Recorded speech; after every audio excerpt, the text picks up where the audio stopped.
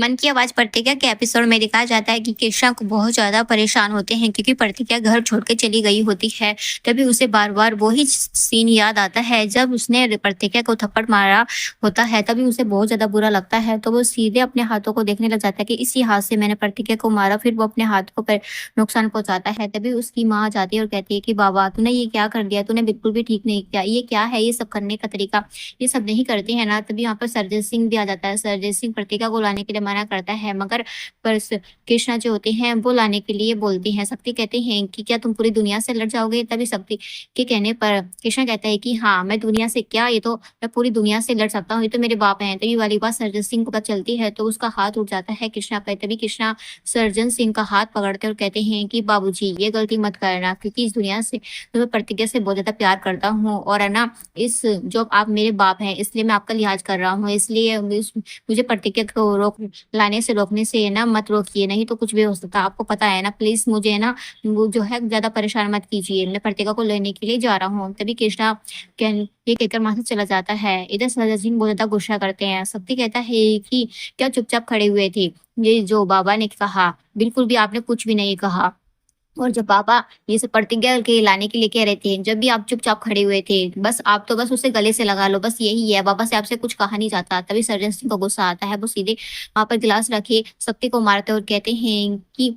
अपने भाई को समझाने की जगह मुझ पे ही ताने कस रहा है। मैं जो कर रहा हूँ वो बकवास कर रहा है, ये नहीं दिखाया गया कि है ना तो अपने छोटे भाई को समझाए और उसे अपने घर पे ले आए, मगर नहीं, बस कल तूने क्या किया था, उस पर औजार टांग दिया था। इसे छोटे भाई को ऐसे करते होंगे क्या? तुमने बिल्कुल भी ठीक नहीं किया, तुम बिल्कुल बेकार आदमी हो, किसी काम के नहीं हो। अगर लायक होते ना तो बाबा को समझा के घर में ले आते, इस तरीके से है ना मुझ पे ताना कसने की जगह है ना कुछ करते। सर सिंह बहुत ज्यादा परेशान होते हैं।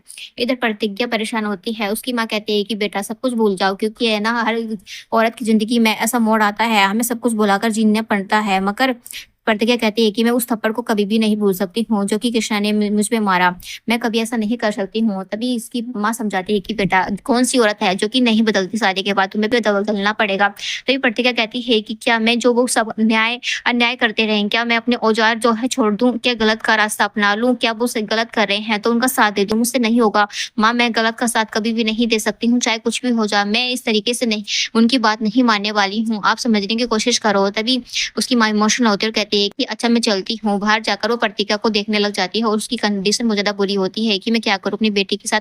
मुझे समझ में नहीं आ रहा कि मेरी प्रतिज्ञा की जिंदगी खराब हो गई है। इधर कृष्णा अपने दोस्तों को बताता है कि बाबूजी ने प्रतिज्ञा को घर से निकाल दिया है, अब क्या करूँ, बस कैसे वापस लेकर आऊँ? तभी उसके दोस्त कहते हैं कि भैया जी आप फालतू में परेशान हो रहे हैं, बस आप ऐसा कीजिए कि है ना आप भाभी जी को मनाकर घर पे ले आइए, सब कुछ ठीक हो जाएगा। और बाबूजी तो मान ही जाएंगे जब प्रतिज्ञा भाभी घर पर आ जाएगी। इधर कोमल जो होती है अर्शी से कहती है कि तुम्हारी बहन ने बहुत अच्छा काम किया है ना, जो कि इस तरीके से प्रतिज्ञा के गुण गा रहे हो। तभी अर्शी को बुरा लगता है, वहां से वो चली जाती है। कोमल एप्पल खा रही होती है, फिर माँ से दादी उसे गुस्से की नजर से देखती है तो कोमल अंदर जाती है और देखती है कि आदर्श के सिर में दर्द होता है।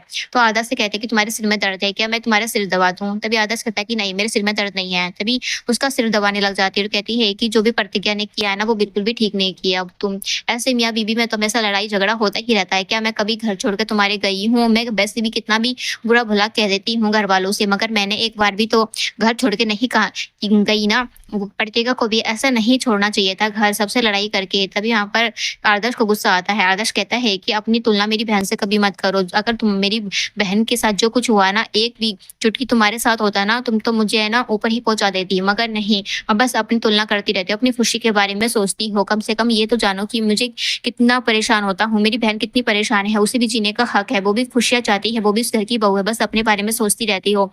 तभी कोमल ऐसी बात कह देती है जिससे कि आदर्श को गुस्सा आता है, वहां से निकल जाता है। इधर सरजन सिंह कहता है कि इस घर में प्रतिज्ञा का जाप नहीं चलेगा। तभी दादी समझाती है कि घर की बहू ले आए, मगर सरजन सिंह साफ मना कर देता है कि अब प्रतिज्ञा कभी भी इस घर में नहीं आएगी। और घंटी लाल तो अपनी घंटी मत बजा।